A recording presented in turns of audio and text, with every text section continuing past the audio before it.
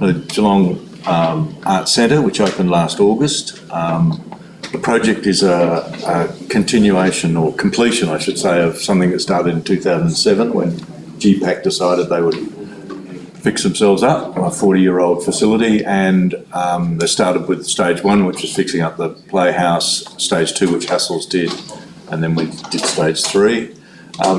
The brief, and because of the site, the brief was for a campus, the idea that the building would be a campus.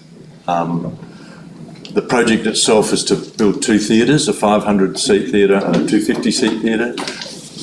Essentially build all new backstage and support facilities in front of house. There's some compliance works in the old theatre. The old theatre is actually a 1920s building embedded in the 80s building and then fixed up. But so there's some compliance issues in that, and courtyard.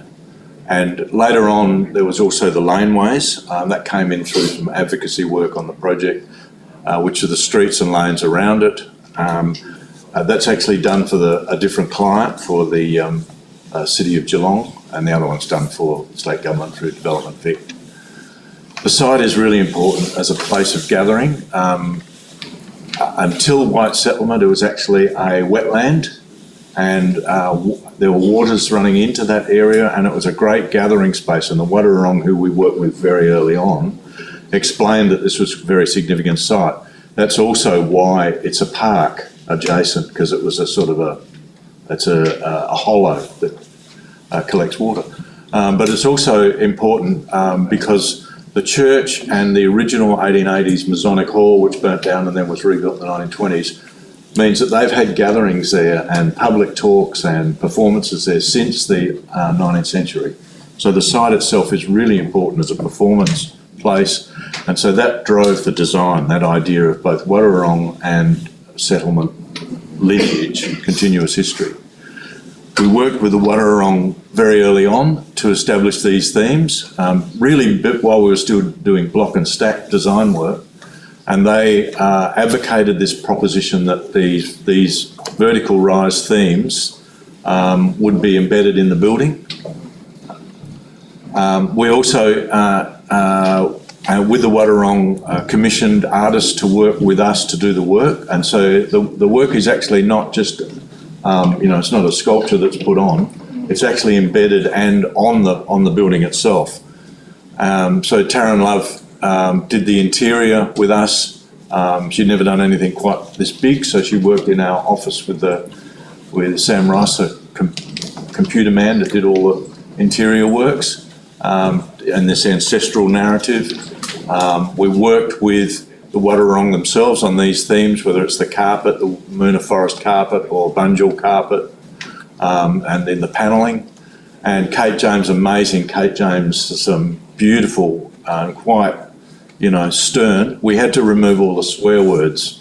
The government wouldn't support the F word on the outside of the building. She was quite happy with that, so long as she got the rest of the stuff in.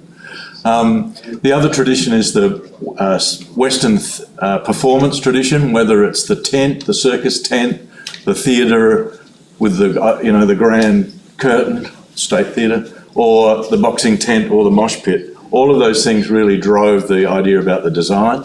And it drove the idea about these places through the building. The idea of it being a campus was a campus not only of buildings, Hassel, the original, the church, and stage three, but also of different spaces. So the spaces through it articulate different thematics from that central idea about being a lineage performance. So as you go through the building, there's the calliope, which is the old circus organ. You go through the front door.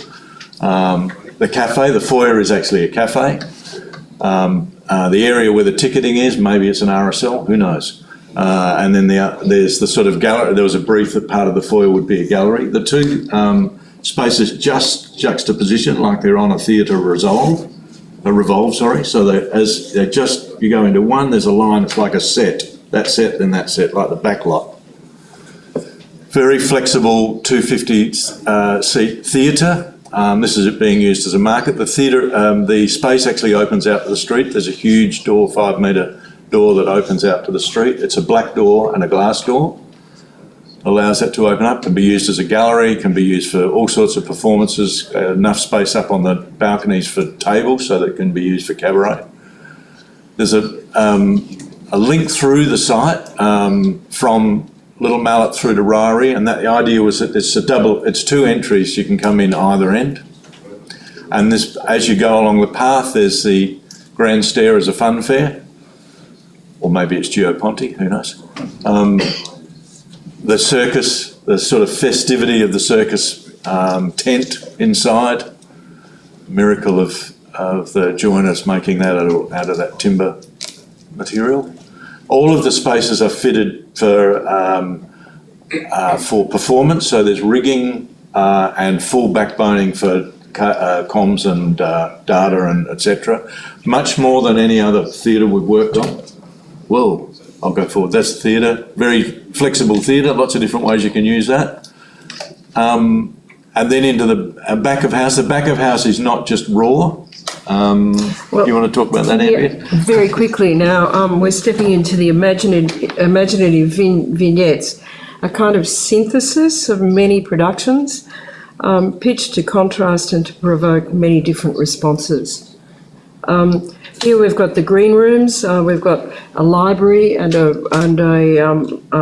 wardrobe on one side and an ethereal, ancient, historic environment on the other. It's worth noting that the one on the right is actually in a basement setting, so it is designed really to provoke different, different worlds to different kids. These are where the audience gathers. The audience becomes, they become the performers themselves, playing a part in the architecture's interiors. This is there was a lot of controversy about the non-gendered toilets, so that in fact the area where you wash your hands becomes actually a public space. And on opening night there were people standing in there, not waiting to go to the toilet, but just to go in there for a chat. So get out, you're crowding the place. So this is also the connection to stage 2. So it's a tunnel. It's dramatic, and it's performs creates the idea of entry and exit as a theatrical action. There's a lot of stuff about making. For a building that gets a lot of bang for its budget, it's quite tailored.